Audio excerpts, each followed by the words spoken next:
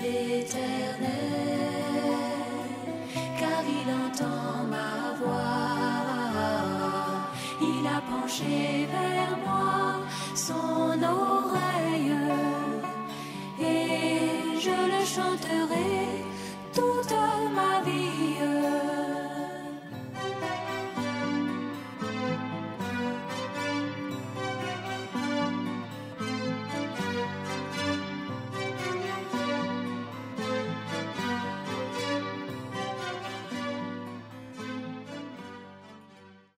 Gloire à Dieu.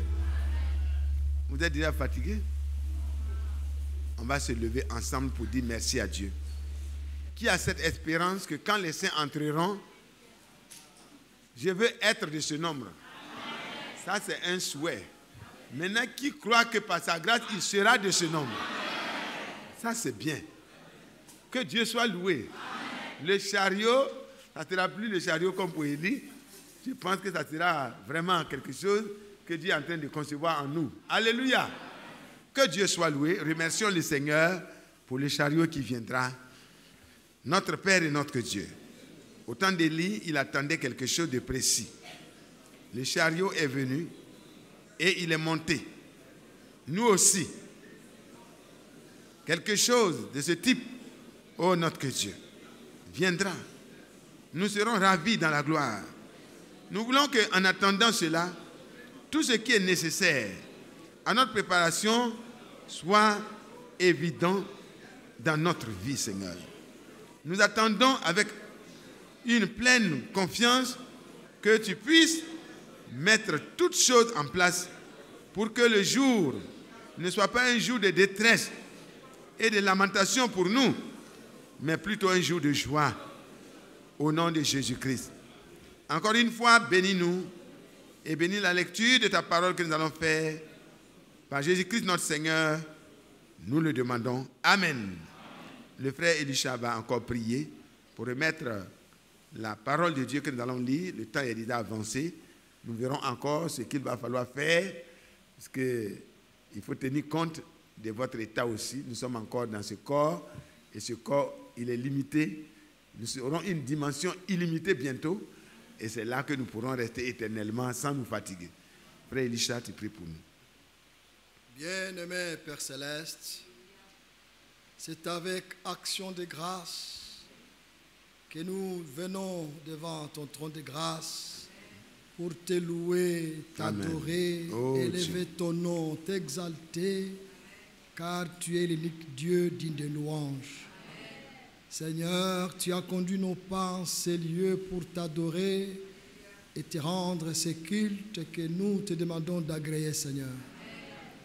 Du début à la fin, tu es présent, car c'est toi qui as convoqué ces rassemblements. Et jamais tu n'as rassemblé ton peuple sans le laisser partir comme ça, sans dire quelque chose, Seigneur. Oui, c'est vrai. C'est pourquoi Jamais. nous te remettons ces moments bénis, ces moments où tu veux nous parler, ces moments où nous avons besoin réellement d'entendre ta voix. Seigneur, de la bouche de ton serviteur, que seule ta parole sorte, pour que cette parole nous console, pour que cette parole nous édifie, pour que cette parole nous corrige, que cette parole nous taille, que cette parole, Seigneur Dieu, nous blesse, mais que ce jour-là, nous soyons prêts pour être enlevés et être auprès de toi. Seigneur, c'est pour notre bien que tu nous as rassemblés. Nous nous attendons à toi. Agis puissamment et accomplis ta volonté parfaite dans chacun de nous. Car ce jour, c'est un jour que tu as fait pour nous. À toi la gloire, l'honneur, la louange, au nom de Jésus-Christ. Que ton onction soit sur ton serviteur. Oint ses lèvres, Seigneur, et circoncis nos oreilles. Pour la gloire de ton nom, te le demandons au nom de Jésus-Christ, notre Seigneur et Sauveur. Amen. Amen. Asseyez-vous, s'il vous plaît.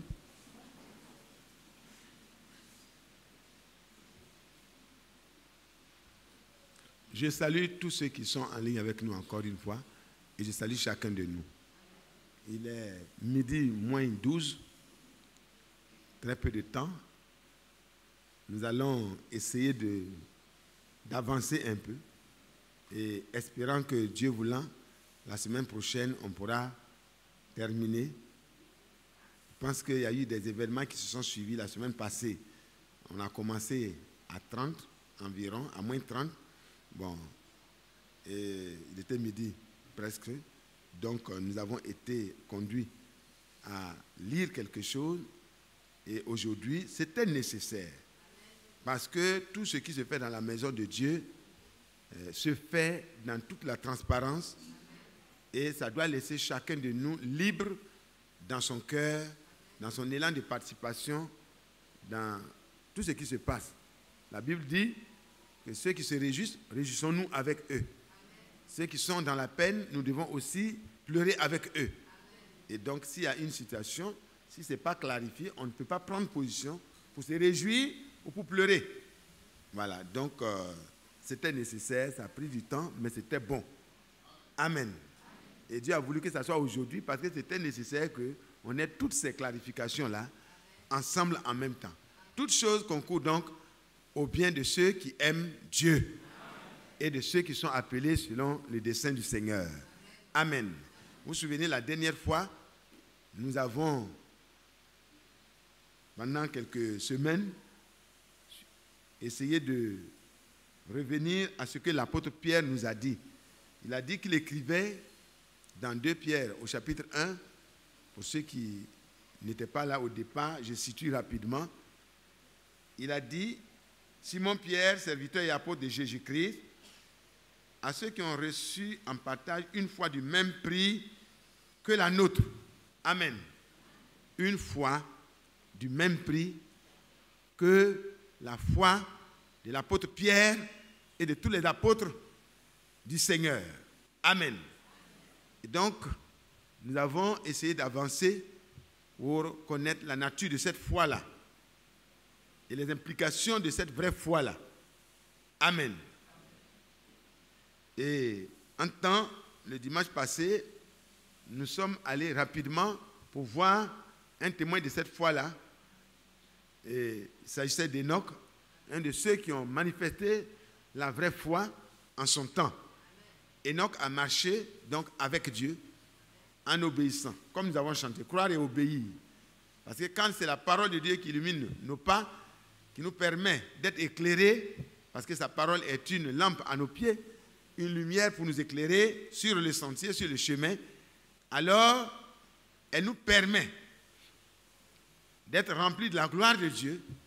Et alors, ce que Dieu veut, c'est ce que nous aussi nous voulons. Et avec la puissance de son nom, nous pouvons tout ce que Dieu veut.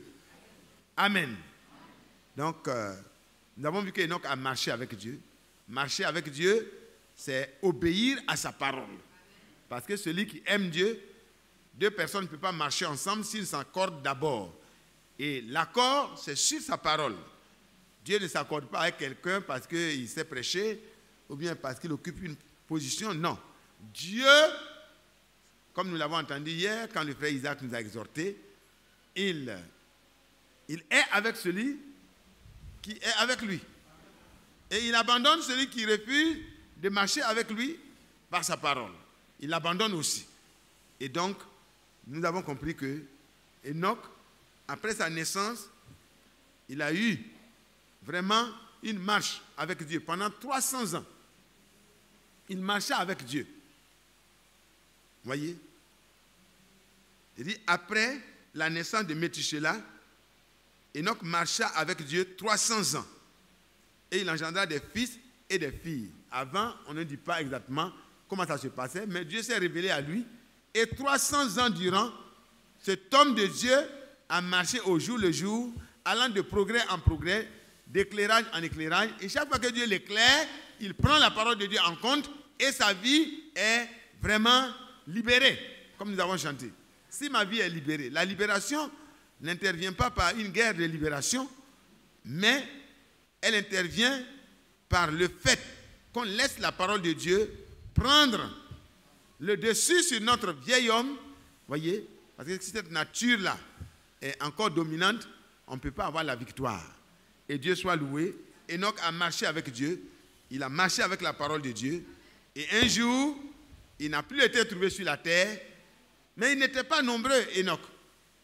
Est-ce que Enoch était nombreux, frère Jean-Marie? Frère Elisha, Enoch était nombreux. Il était une assemblée de combien de personnes? Il était seul. Je ne sais pas si sa maison avait cru pendant un temps et on rétrogradé, mais il était le seul croyant véritable de son heure qui marcha avec Dieu. Donc c'est une affaire de toi et Dieu. Ce n'est pas une affaire de groupe. Ce n'est pas une affaire d'ensemble.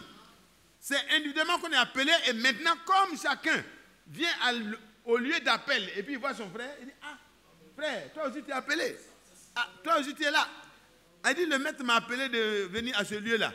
Et moi aussi il m'a appelé. Moi aussi il m'a appelé. Et ensemble, on devient quoi? Une assemblée. La vraie assemblée des premiers-nés. C'est ça. Ce n'est pas le rassemblement de beaucoup d'hommes, quoique ce soit bien. Au jour de la Pentecôte, ils étaient plus de 3000. Près de 3000. Et ce n'est pas mauvais le nombre. Quand beaucoup peuvent venir dans le royaume de Dieu, c'est nettement bien. Parce que Dieu veut que...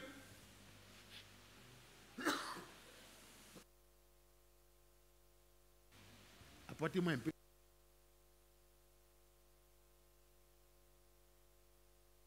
Il ne veut pas qu'un seul périsse. Amen. Donc si tous peuvent être sauvés, c'est le vœu de Dieu. Bientôt, on n'aura plus ça.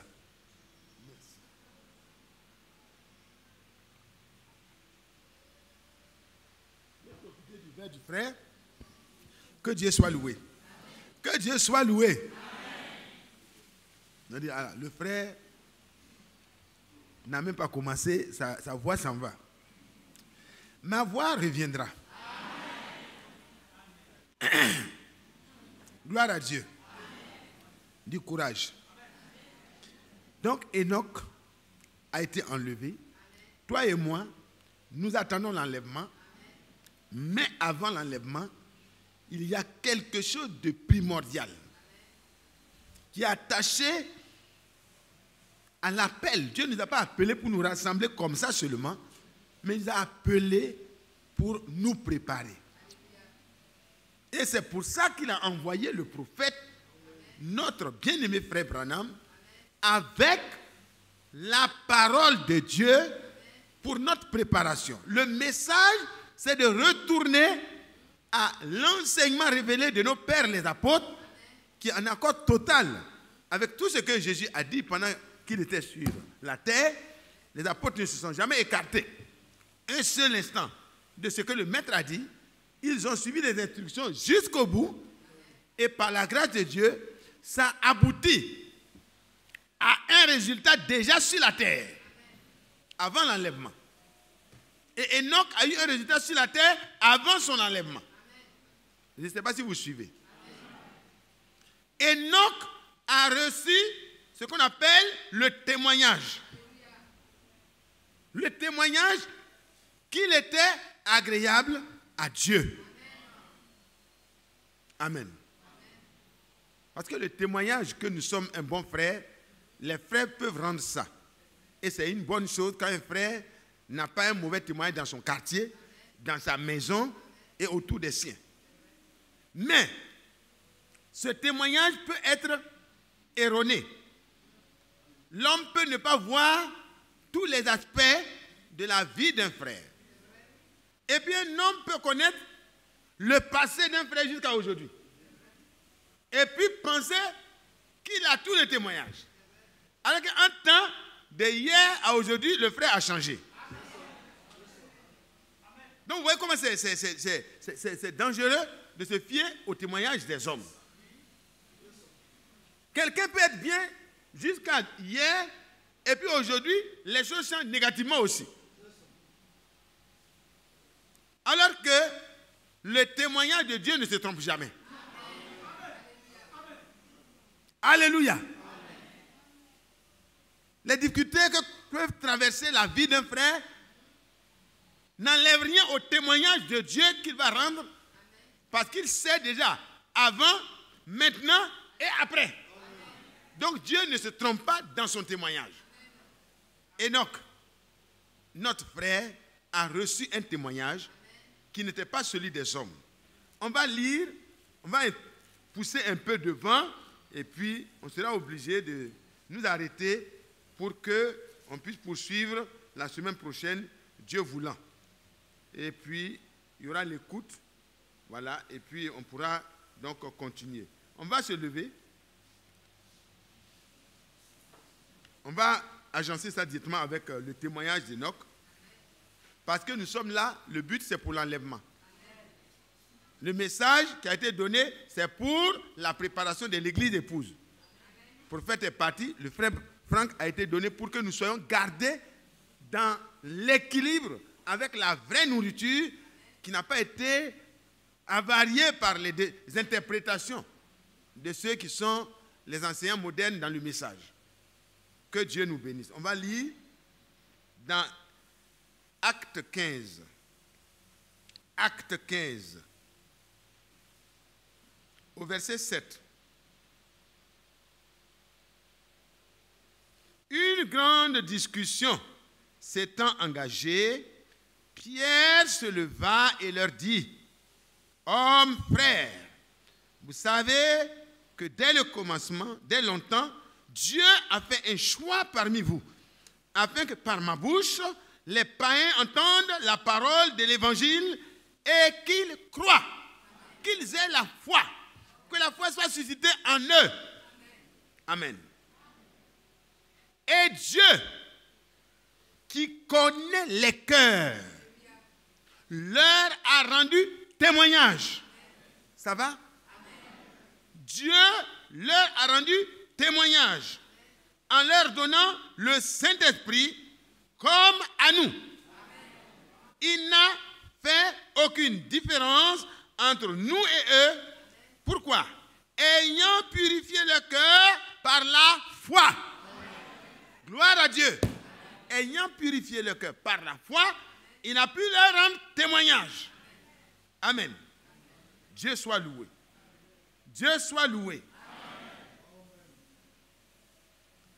Notre frère a prié, Seigneur, nous remettons encore nos cœurs entre tes mains, parce que nous n'aurons pas un long temps d'exhortation et de prédication, mais nous voulons que les quelques minutes servent à chacun de nous pour le reste du temps, et que cela agencé avec tout ce qui reste encore, comme nous dit que tu nous donneras par le frère Franck, par d'autres serviteurs de Dieu, nous puissions enfin un jour terminer notre préparation.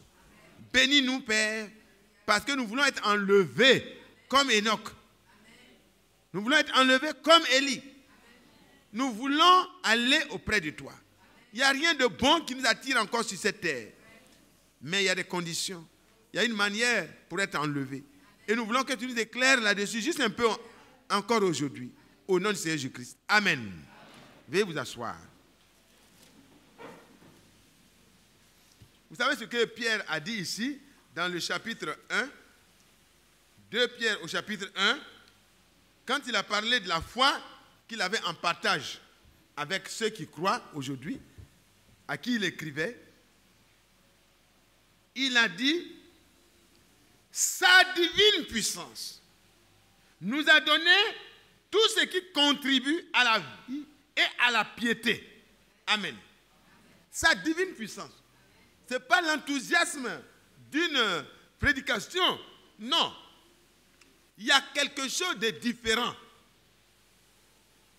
C'est sa divine puissance. Dans la maison de Corneille, ce que nous avons lu, il y a quelque chose de substantiel qui s'est passé, quelque chose de déterminant. Il fallait d'abord la parole. Et Dieu, voyez, a envoyé son ange pour dire à Corneille, il faut envoyer à Zapha ou à Jopé, voilà, au bord de la mer, il y a un homme qui s'appelle Simon, il est coureur, et il a logé un homme de Dieu qui s'appelle Simon, et il est surnommé Pierre. Quand il viendra, il va te dire des choses par lesquelles tu seras sauvé. Vous pouvez prendre Acte 11 pour ceux qui prennent des notes. Acte 11, à partir du verset 13. Cet homme nous raconta comment il avait vu dans sa maison l'ange se présentant à lui et disant, envoie quelqu'un à Jopé et fais venir Simon, surnommé Pierre, qui te dira des choses par lesquelles tu seras sauvé, toi et ta maison. Vous voyez que le Seigneur, dans sa prière, il disait déjà dans Jean 17, nous allons aller là-bas et puis revenir. Jean 17, verset 20, je crois. Jean 17, bon, prenez à partir du verset 18. Comme tu m'as envoyé dans le monde, je les ai aussi envoyés dans le monde. Un apôtre, c'est un envoyé. Et pourquoi? Je me sanctifie moi-même pour eux, afin qu'eux aussi soient sanctifiés par la vérité. Suivez bien. Ce n'est pas pour eux seulement que je prie, mais encore pour ceux qui croiront en moi par leur parole. Alléluia. Donc Pierre, Dieu dit à Corneille, fais venir Simon, surnommé Pierre, qui te donnera des paroles. Parce que les choses qui seront dites, ce n'est pas la pensée de Pierre qui va communiquer, mais c'est la pensée de Dieu, la parole de Dieu qu'il va communiquer par le Saint-Esprit. Il dit, il te dira des choses. Et Paul pouvait dire, je ne suis pas venu à vous avec une supériorité de langage, ni vraiment la sagesse humaine. Vous voyez? Ni autre, je suis venu avec la puissance de Dieu manifestée, démontrée. Et c'est ainsi que la parole de Dieu, la puissance de Dieu se trouve dans la parole de Dieu d'abord. Pierre est parti, l'Esprit était là, mais l'Esprit agissait pour que la parole de Dieu soit présentée d'abord. Est-ce que vous suivez, frère? Pierre est parti étant porteur du message de l'heure, du message véritable que son maître leur a transmis. Et le Seigneur a prié pour les apôtres, il a prié pour les premiers disciples, et il dit, je ne prie pas pour eux seulement, mais j'ai prié aussi pour ceux qui vont entendre les vraies paroles par l'enseignement des vrais apôtres. Non, je ne vous entends pas. Ça, c'est une obligation. Parce que, frère, quand Dieu envoie un homme, la personne ne dit pas ses propres paroles, mais elle dit les paroles de Dieu. Et quand c'est la parole de Dieu qui est dite, Dieu se tient dans sa parole. Et Dieu confirme sa parole. Et Dieu rend témoignage à sa parole. Alléluia. Alléluia. Souvenez-vous, quand la parole a été faite chère, pendant le baptême, c'est Dieu lui-même, Dieu des cieux, qui a rendu témoignage en disant, celui-ci est mon fils bien-aimé, en qui j'ai mis toute mon affection. Ce n'est pas les pasteurs, ce n'est pas les hommes de Dieu. C'est déjà très bon quand un homme de Dieu rend témoignage de quelque chose. Mais le témoignage, le Seigneur pourrait dire, mon témoignage ne vient pas des hommes seulement. Alléluia. Mon Père qui m'a envoyé rend lui-même témoignage de moi. Et son témoignage est vrai. Alléluia. Donc Pierre reçoit l'ordre. Pendant que Corneille envoie pour l'appeler, Pierre, qui a été envoyé par le Seigneur, comme nous l'avons lu dans Jean 17, 18, voyez, Corneille était l'objet de la prière du Seigneur.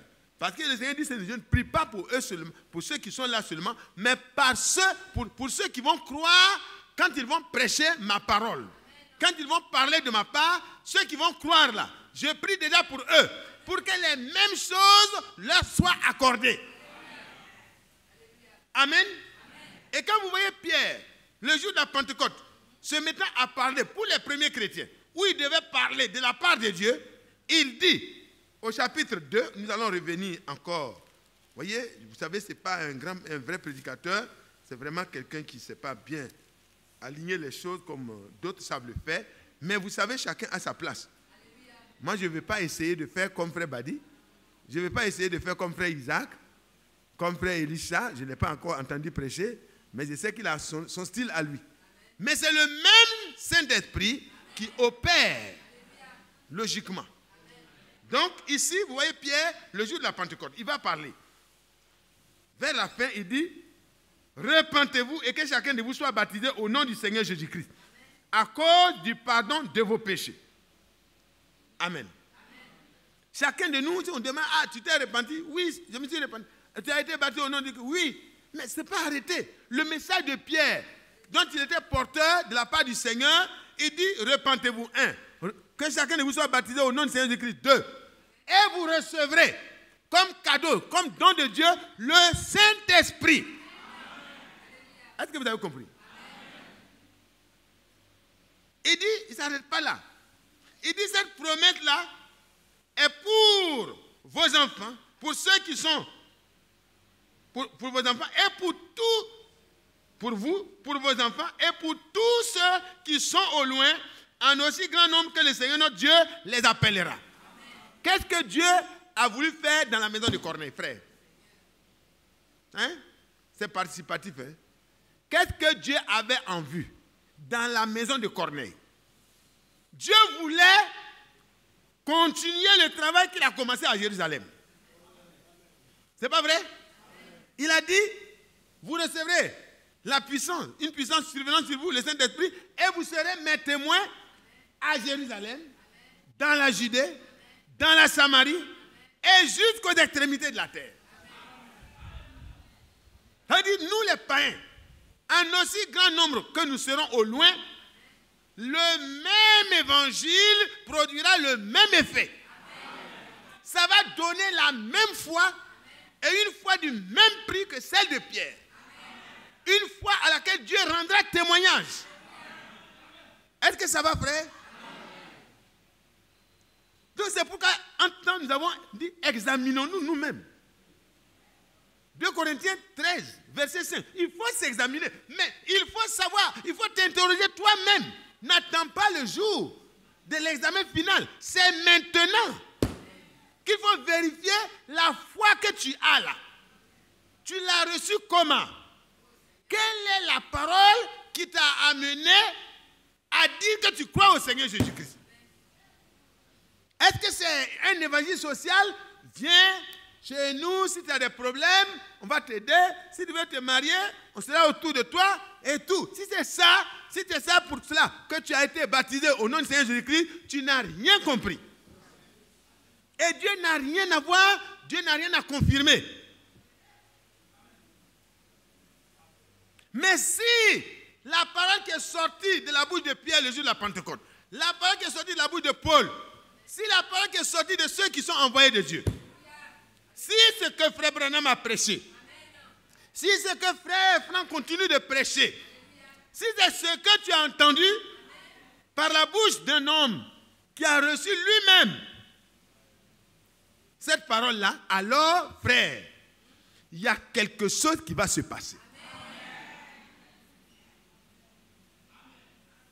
Donc, quand on repart dans Actes, vous voyez, 11, et merci beaucoup, mon frère, merci beaucoup.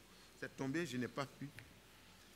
Alors, Acte 15, non, Acte 11, c'est là où on était, Acte 11. Alors, il te dira des choses par lesquelles tu seras sauvé, toi et toute ta maison. Et il dit, lorsque je me suis mis à parler, c'est-à-dire, lorsque j'ai commencé à parler la parole de Dieu, lorsque j'ai ouvert ma bouche et que Dieu pouvait parler par moi et trouver des cœurs disposés, alléluia, quelque chose se passe. Alors, le Saint-Esprit est descendu sur eux comme sur nous au commencement. Et je me souviens de cette parole du Seigneur. Jean a baptisé d'eau, mais vous serez baptisés du Saint-Esprit. Or, puisque Dieu leur a accordé le même don, il leur a donné le même cadeau, qu'à nous qui étions au commencement, qui avons cru au Seigneur. Amen. Il dit, nous qui avons cru au Seigneur, c'est-à-dire nous qui avons eu foi, nous à qui la foi a été donnée, au commencement. La foi vient de quoi? De ce que l'on entend. Et ce qu'on entend de la parole de Christ. Alors, nous avons entendu le Christ nous parler. Quand Pierre, vous savez, vous vous souvenez, Pierre, il était un pécheur. Pardonnez-moi. Il était un pécheur. Pierre était un pécheur. Il est parti au bord de l'eau. Il a pêché pendant des nuits. Il n'a rien eu. Et puis finalement, le miracle s'est produit. Le Seigneur est venu au bord de l'eau. Et sur la base du problème de l'échec de Pierre, le Seigneur va se révéler à Pierre pour lui faire savoir qu'il n'est pas en présence d'un simple prédicateur, mais de celui qui peut parler et ce qui n'existe pas est créé. Mais comment, dans une mer où il n'y a pas d'eau, où des pécheurs expérimentés ont passé toute la nuit, comment un homme peut-il venir sans être quelqu'un qui est un marin habituel? Il ordonne. Il ordonne. Parce que Pierre dit, nous avons travaillé toute la nuit sans rien prendre, mais sur la base de ton ordre. Alléluia. Puisque tu l'ordonnes, j'obéis. Je t'ai aidé à chanter ça. Quand Dieu parle, excusez-moi, ce n'est pas la vieillesse, mais c'est l'allergie. Que Dieu nous bénisse. Quand Dieu parle, ça crée quelque chose. Pierre se rend compte que la nuit, ils ont péché, il n'y a rien eu. Mais le Seigneur n'était pas là. Le matin, le Seigneur arrive. Il lui demande service. Il rend service sans murmurer. Frère, rendez service sans murmurer. Parce que Dieu ne peut pas rester dans un endroit où il murmure. Il ne siège pas dans les murmures de son peuple, mais dans les louanges de son peuple. Je ne sais pas si Pierre chantait, mais en tout cas, il était heureux dans la présence de Dieu. Il a fini de rendre le travail et Dieu lui dit, Dieu manifesté en chair. Parce que la Bible dit, dans Ésaïe 7, verset 14, que quand la vierge sera enceinte et qu'elle enfantera un fils, et on lui donnera le nom de qui? Emmanuel, ce qui signifie Dieu avec nous. Pierre n'avait pas encore la révélation. Mais il se rend compte que monsieur-là, il parle comme jamais personne n'a parlé. Il écoute parce qu'il était le plus proche là. Il était parmi ceux qui étaient très collés. Il était dans la barque. Et le Seigneur finit de parler. Il dit, mais ce n'est pas possible. Qu'est-ce qui se passe? Quelle est cette manière de prêcher aujourd'hui?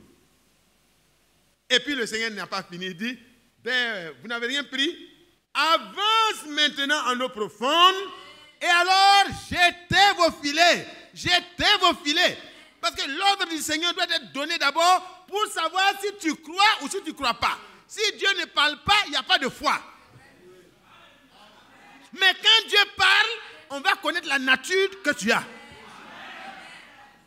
Frère, ce n'est pas de venir s'asseoir ici, mais c'est de voir, est-ce que dans l'examen que tu as dans ta vie, la parole de Dieu fait bouger ton cœur?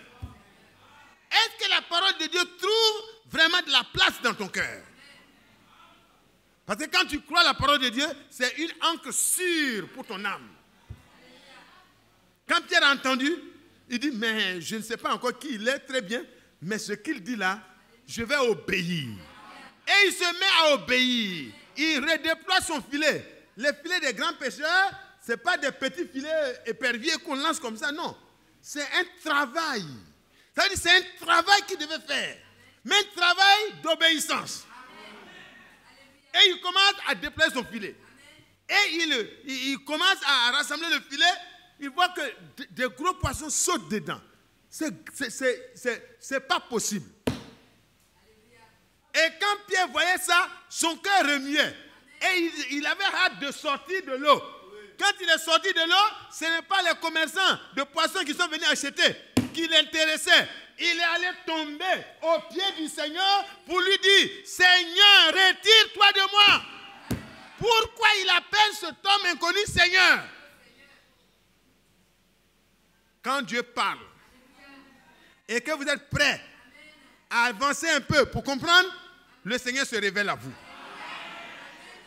Et quand le Seigneur se révèle, c'est là que la vraie foi commence. Il suscite la foi.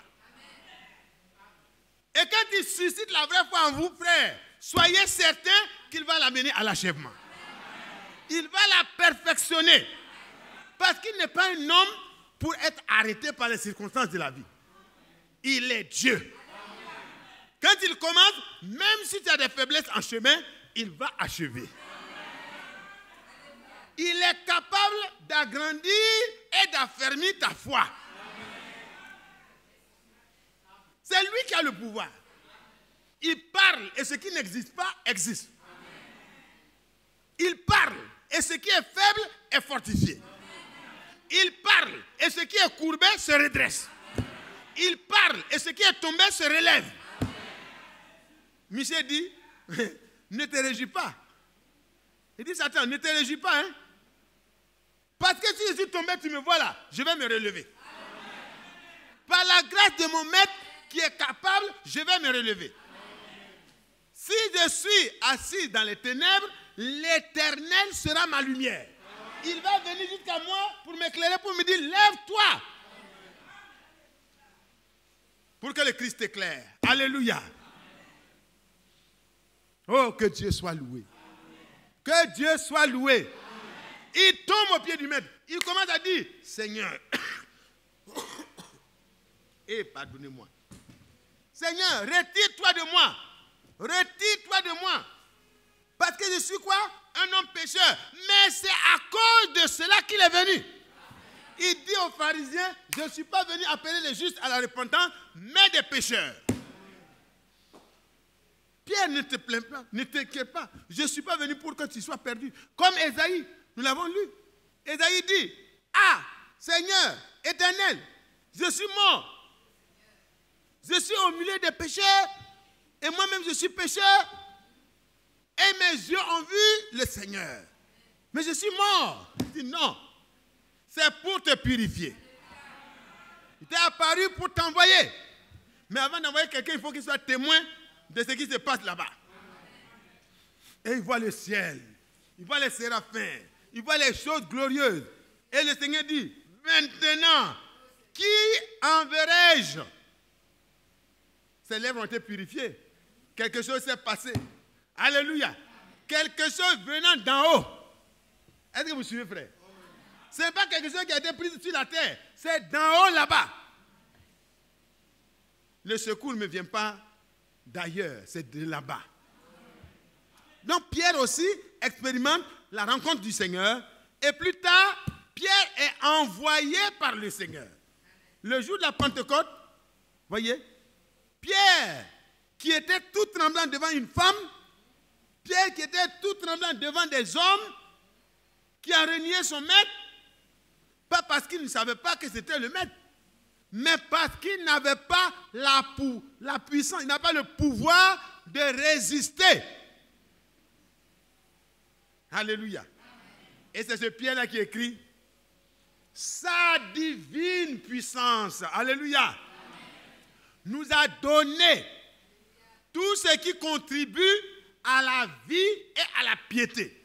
Comment un homme peut marcher dans cette vie de la foi à la vertu, ajouter la vertu, à la vertu la patience, ajouter à la vertu la connaissance, à la connaissance la tempérance, à la tempérance la patience. Alléluia. La patience est appelée aussi la persévérance. Et ajouter à la persévérance, à la patience, la piété. À la piété, l'amour fraternel. À l'amour fraternel, l'amour divin. Comment quelqu'un peut-il grandir comme ça? C'est sa divine puissance qui donne à l'homme chrétien ce qui contribue à la vie chrétienne victorieuse et à la piété. C'est pourquoi quand l'apôtre Pierre est arrivé dans la maison de Corneille, envoyé par Dieu avec la parole de Dieu, il dit, lorsque je me suis mis à parler, le Saint-Esprit, la puissance survenant sur nous, le jour de la Pentecôte, est descendu sur eux, comme cela est arrivé à nous.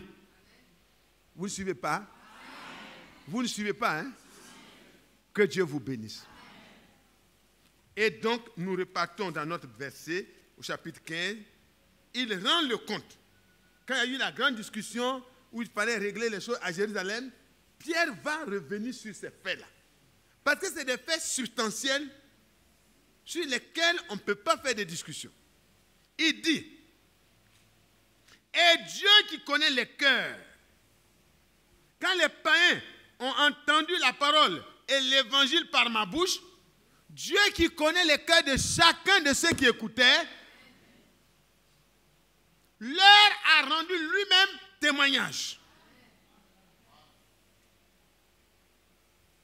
En leur donnant quoi? Le Saint-Esprit. Je veux que vous vous levez. Levez-vous. Tout le monde n'a qu'à se lever. Dites à ton voisin, lève-toi. À ta voisine, si elle dort, lève-toi. Prends courage. Frère Mathias n'est pas loin de terminer. On sera obligé de couper et de revenir. Et Dieu qui connaît les cœurs. Répétez. Et Dieu qui connaît mon cœur. Et Dieu qui connaît les cœurs. S'il connaît les cœurs, il connaît mon cœur aussi, c'est ce que je veux dire. Voilà. Leur a rendu témoignage. Et ça, je ne cite pas l'écriture. Je veux qu'il me rende témoignage aussi.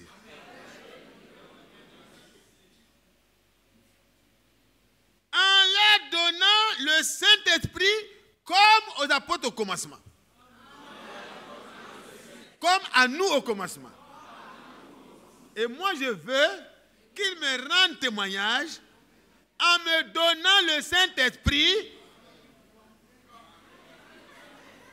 comme aux apôtres au commencement.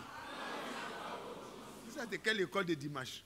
Oui, c'est dimanche et c'est école. Frère, le temps est venu. Ce n'est plus je suis du message, je suis du message.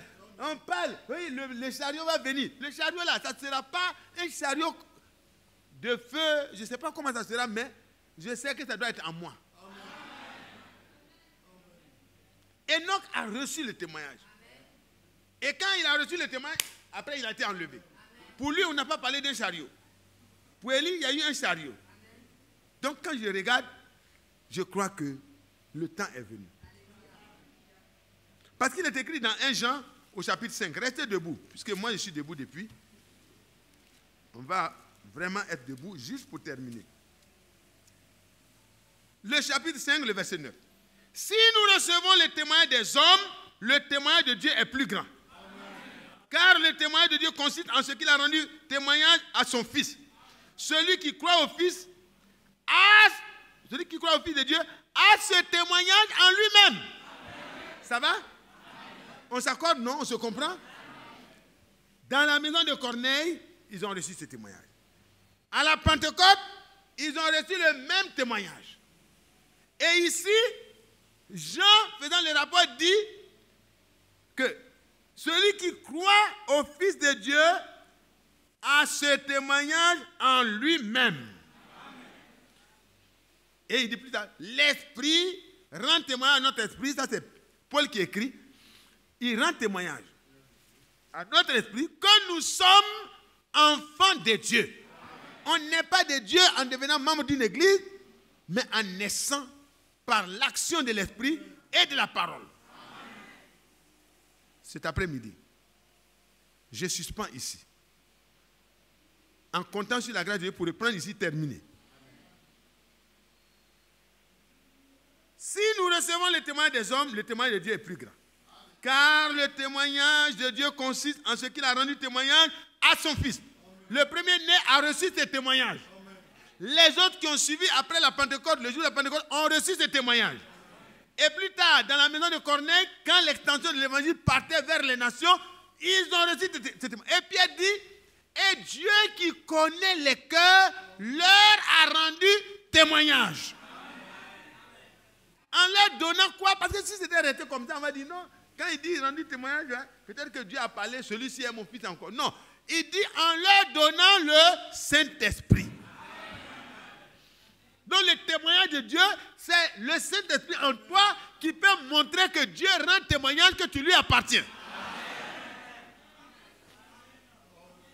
Frère, la marque de Dieu, c'est là. C'est là que se distingue.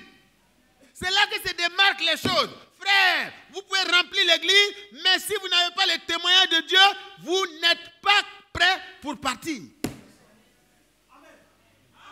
Dieu ne peut pas faire 2 poids 2 mesures, non.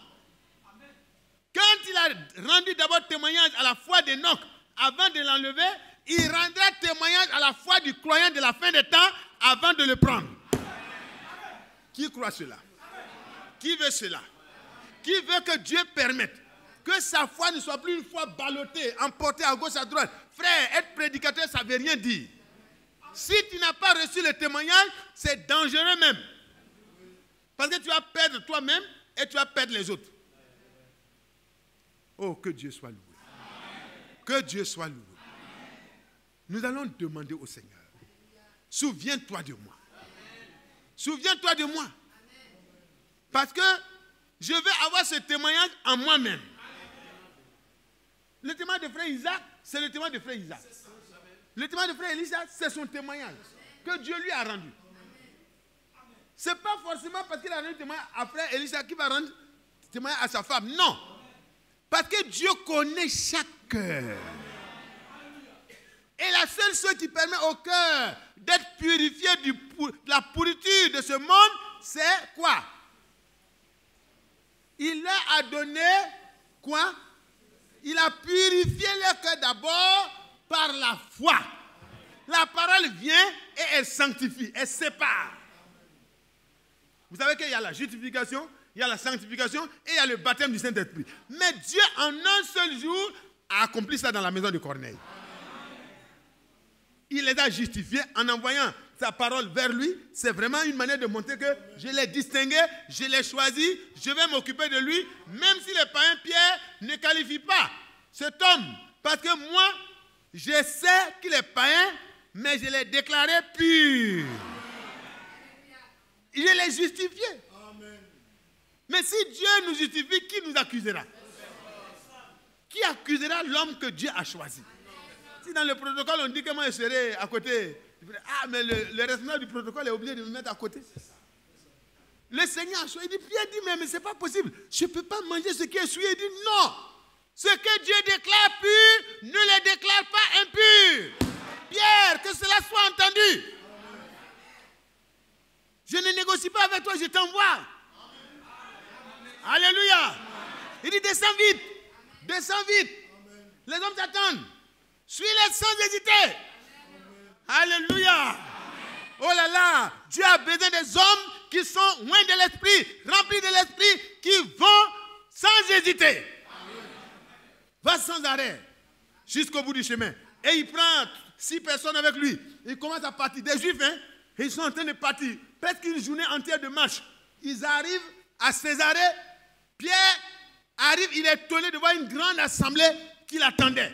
À quel moment la parole qui est sortie de la bouche de Dieu a créé une position de confiance? Il a rassemblé tous ceux qui veulent voir sauver. Frère, si la parole a touché ton cœur et que tu crois qu'il y a le salut dans cette parole, rassemble ceux qui t'appartiennent. Dis-leur ce que Dieu t'a dit. Il les a rassemblés. Lui, il ne savait pas comment parler, mais il dit, mais l'homme de Dieu va venir, il va parler. Soyez prêts. Voilà un bon pasteur. Alléluia. Il dit, soyez prêts. Moi, je ne suis pas votre pasteur, hein, mais je vous rassemble. Celui qui va venir vous parler là, il va venir. Et je suis certain, l'ange m'a dit que quand il va venir parler, les choses qu'il va dire me permettront à moi et ceux qui vont écouter à la fois d'être sauvés. Si vous voulez être sauvés, venez rapidement. Pierre arrive. Ils ont eu toute une journée pour rassembler les gens. Beaucoup. Je pense que c'est combien de temps de marche? Je pense que, bon, je ne le vois pas très bien, mais ils ont eu suffisamment de temps pour rassembler les personnes. Une journée pour aller, une journée pour se coucher, et ils se sont couchés, et le lendemain, ils ont repris, ils sont venus à une certaine heure.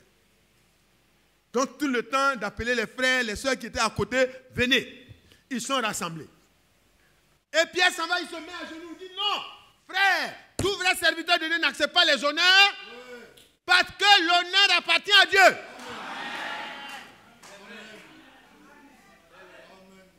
L'idolâtrie dans ce message doit prendre fin. Autant de frères Branham, l'idolâtrie a commencé de son vivant. Autant de frères Frank, l'idolâtrie commence. Ça doit s'arrêter. Nous ne devons pas idolâtrer ce frère. C'est un merveilleux serviteur fidèle et prudent. Soyons fidèles et soyons prudents comme lui. Mais n'allons pas à devenir des idolâtres. Frère Frank, c'est notre frère. C'est un serviteur mandaté pour l'équilibre des enfants de Dieu. Mais ne faisons pas plus que cela. Il a dit, laissez mon nom tranquille.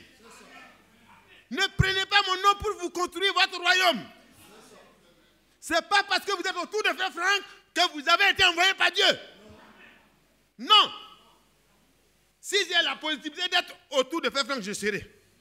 C'est pas que je n'ai pas le moyen d'aller tous les jours. Donc il faut que ça soit clair. Moi, je ne suis pas allé parce que je n'ai pas encore eu les moyens. Si j'ai les moyens, en tout cas, même si c'est une fois par mois, j'irai à Krefeld. Parce que je crois ce ministère. Je crois ce ministère. Frère Isaac croit ce ministère. Frère Badi croit ce ministère. Nous croyons ce ministère dans cette maison de Dieu. Nous sommes d'accord que cet homme est celui qui a été mandaté pour que nous soyons gardés dans l'équilibre. Les continuités apostoliques, les quoi, tous les messages qui sortent parallèlement, nous ne croyons pas cela. Nous croyons au mandat divin. Mais nous ne croyons pas à l'idolâtrie. Frère, dites Amen. N'ayez pas peur. Ils sont allés se prosterner. Oh, Saint-Pierre. Il dit non, lève-toi. Frère Frank fait la même chose. Frère Frank ne veut pas de suivistes. Il veut que vous croyiez la parole de Dieu. Et si vous croyez la parole de Dieu, vous serez réunis avec frère Frank dans l'enlèvement. Mais si vous êtes des frankistes, vous êtes perdus. Mais si vous êtes des chrétiens, vous êtes sauvés. Parce que frère Frank n'a jamais été branhamiste. Moi, je ne serai pas frankiste. Je serai chrétien. Il n'est pas venu pour nous conduire à lui. Il l'a toujours dit. C'est pour nous conduire à Christ. Frère, sortez du cafouillage religieux et revenez à la foi apostolique. Le frère Frank en sera réjoui. Il verra que son travail n'a pas été en vain. Lève-toi, mon frère Corneille. Je suis un homme comme toi. Je suis juste envoyé. Et ils ont commencé à causer comme un frère cause avec son frère. Alléluia. La communion fraternelle. Alléluia. Et quand Pierre est arrivé, là c'est différent. Pierre s'est arrêté. Corneille, ils ont commencé. Quand il a commencé à parler, il leur a dévoilé le plan du salut, la rédemption, comment le Seigneur a accompli ce qu'il a promis depuis la Genèse 3, le verset 13. 15. Le verset 15, oui, c'est ça. La femme aura une postérité, le serpent aussi aura sa postérité, mais la postérité de la femme écrasera la tête du serpent. Et dans le développement, la femme sera enceinte, une femme vierge. Et alors, elle enfantera un fils. Et on lui donnera le nom d'Emmanuel. C'est à ce moment que Dieu donnera le signe qu'il est parmi les hommes. Ce Dieu-là, Ésaïe 9, verset 5, il sera admirable. Il sera dans un enfant qui est né, un fils qui nous a été donné, mais la domination reposera sur son épaule. On l'appellera admirable, conseiller, Dieu puissant, Père éternel, Prince de la paix. C'est lui seul. Alléluia. Pierre est venu pour annoncer celui-là. Et quand l'homme a commencé à écouter que Jésus-Christ est mort effectivement, selon les Écritures. Il est ressuscité le 3e jour, selon les Écritures. Il est monté au ciel, selon les Écritures. Il a envoyé le Saint-Esprit, promis, nous l'avons reçu, selon les Écritures. Et celui qui croit réellement au sacrifice de Jésus-Christ doit se repentir de ses péchés, parce que quiconque croit en lui reçoit par son nom le pardon de ses péchés. Et tous les prophètes rendent de lui le témoignage. Acte 10, verset 43. Que quiconque croit en lui reçoit par son nom le pardon de ses péchés. Quand il est arrivé là, oh là là, ils ont été connectés à Christ. Ils ont compris que le Rédempteur c'est Christ, ce n'est pas un homme. Oui, vous pouvez vous asseoir si vous êtes fatigué. Si vous n'êtes pas fatigué, restez debout. Ceux qui sont robustes, restez debout. Ceux qui sont un peu fatigués, asseyez-vous. Voilà, même Dieu il tient compte de ça. Voilà, donc c'est normal. Alléluia. Que Dieu vous bénisse. Et Pierre, quand il finit de parler, le cœur des hommes s'ouvre à quoi? À la parole. Ils ont compris comment leurs péchés peuvent être purifiés, pardonnés. Leur cœur peut être purifié, leurs péchés pardonnés. Alors, dans leur cœur, il y a eu un Amen. Tu dis quoi, Pierre? Tous les prophètes, depuis Moïse, dans la Genèse, ce qu'il a dit là, jusqu'à Malachie, jusqu'à Jean-Baptiste, alléluia, ils rendent de lui le témoignage que quiconque, quel que soit le passé de la personne, Marie de Magdala n'était pas une bonne femme, ce n'était pas une femme de bonne vie, mais elle a cru en son nom. Elle a reçu. Il dit Jésus, on l'appelle quoi Jésus? Il dit que, d'après quel ange a dit que c'est lui qui sauvera son peuple de ses péchés. C'est vrai? Oui. Ok, moi je n'ai plus de problème, je n'ai pas de communauté parce que je suis très mauvaise, mais j'aurai une communauté. Jésus est ma communauté. Et il a couru, elle a couru, elle s'est mise à genoux. Elle dit Seigneur. Elle parlait un langage qu'elle seule et Dieu comprenait. Parce qu'elle ne pouvait pas parler, elle n'avait pas le droit de parler. Le Jésus dit, vous avez jugé cette femme condamnée. Mais moi je vous déclare que ses nombreux péchés lui sont pardonnés.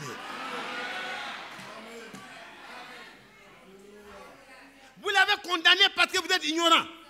Vous l'avez condamné parce que vous jugez sans avoir le dossier. Vous n'avez pas instruit le dossier et vous ne pouvez même pas instruire le dossier. Parce que vous n'avez que des connaissances partielles du dossier. Le juste juge, il est l'instructeur et il est le décideur. Il dit, moi je déclare que ses nombreux péchés lui sont pardonnés. Et puis il se tourne vers la femme et dit, tes péchés sont pardonnés. Va en paix. Alors que la paix ne peut pas venir si le châtiment n'est pas venu sur lui. Le châtiment qui nous donne la paix avec Dieu et avec les autres est tombé sur Christ. Elle a cru ça. Terminé. Zachée, oh, regardez le pauvre Zachée. Il aimait beaucoup l'argent. Mais ce jour-là, l'argent ne comptait plus pour lui. Le grand type en train de monter sur un arbre. Moi-même qui ne suis pas grand type là, si je suis habillé comme ça, c'est seulement pour me dire de monter sur un arbre si ce n'est pas chaud. Mais quand c'est chaud, on peut monter sur un arbre. Mais là, c'était chaud parce que le salut de notre âme est la chose la plus importante. Il avait su qu'en Jésus se trouve le salut. Simeon a dit, mes yeux ont vu le salut. Je peux mourir maintenant. La mort n'est plus quelque chose qui me fait peur. Parce que mes yeux ont vu le salut. Alléluia. Et vous voyez, Zacharie qui était là, un vieillard, en train de sauter. Il dit quoi? Un puissant sauveur nous a été suscité par lui. Nous sommes délivrés de nos ennemis et de tous ceux qui nous haïssent. Et Dieu nous permet de les servir désormais, sans crainte, dans la sainteté et la justice. Sa divine puissance. L'Esprit de Dieu était déjà en train de travailler. Dans Zacharie, il n'était pas rempli de vin doux. C'était le vin nouveau. Alléluia. Le vieillard ne pouvait plus tenir dans ses souliers. Il était tellement heureux. Il dit, le puissant sauveur nous a été suscité dans la maison de David. Celui qui nous délivre. Et Zachée pouvait reconnaître que c'est lui. Et quand le Seigneur dit, descends, parce que c'est chez toi que je dois aller, alléluia. Imaginez la joie d'un pécheur vers qui le salut s'avance. Alléluia. Il était heureux. Il était heureux. Il était heureux et les gens le jugeaient. Oh, regardez un homme pourri comme ça. Hier même, il m'a escroqué. Avant-hier, il m'a escroqué. Mais aujourd'hui, il n'est plus escroc. Ah, si toi tu restes dans les murmures de son escroquerie, tu vas aller en enfer. lui, il a retrouvé son sauveur. Il dit, tous ceux à qui j'ai escroqué là, venez. L'argent est encore là. Je vais vous partager votre argent et je vais multiplier. Supposez que vous avez fait un placement chez moi. Je vous donne 4 fois ce que j'ai pris. La moitié, je donne aux pauvres. Pourquoi? Parce qu'il a trouvé en Jésus la vraie richesse. Aujourd'hui, je t'invite, frère. Ne continue pas comme dans la maison de Corneille. Dieu est capable de purifier ton cœur par la parole créatrice.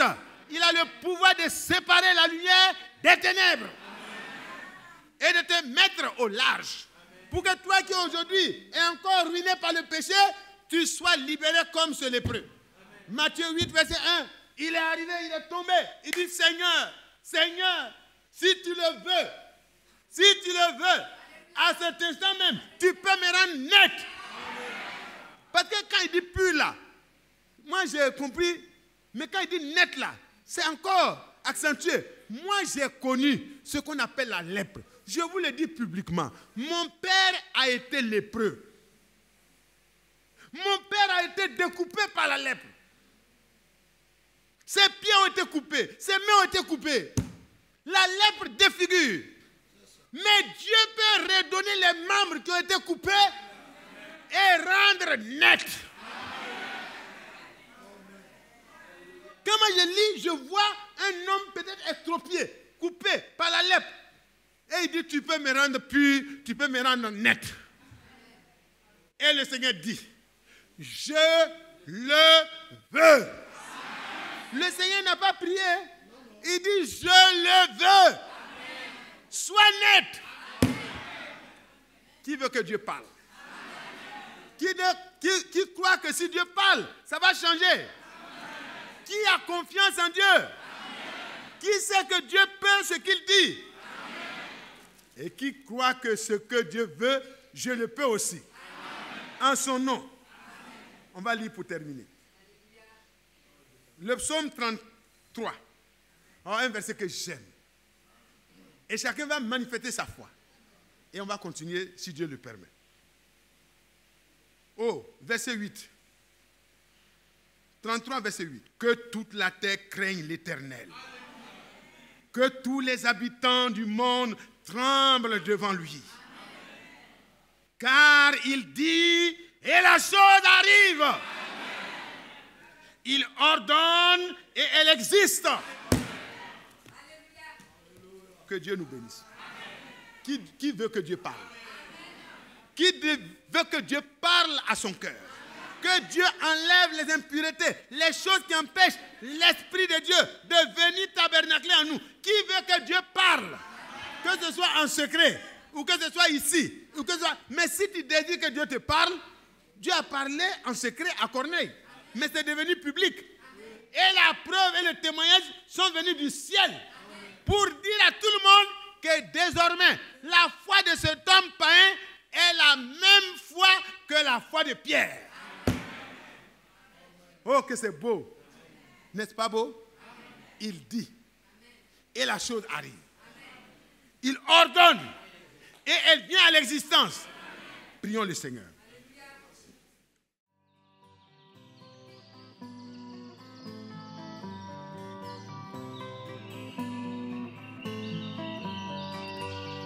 J'aime l'Éternel, car il entend ma voix. Il a penché